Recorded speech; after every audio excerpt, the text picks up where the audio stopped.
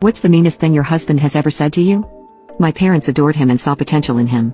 His parents really enjoyed having me around and frequently invited me to their family functions. I was the only one who ever called him Danny and even had asked if it was alright to call him that.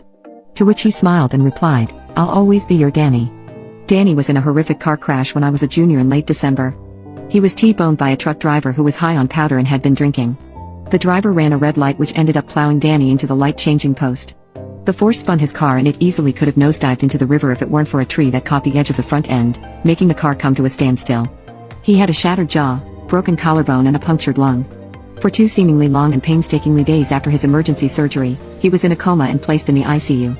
Tubes and wires were everywhere, followed by the sounds of the breathing machine and the heart monitor and whatever else so-called gizmos they had him hooked up to. The only time I left his side was to go to the bathroom. His mom allowed me to stay the entire time. He was barely recognizable as his face was 3 times the size it should have been.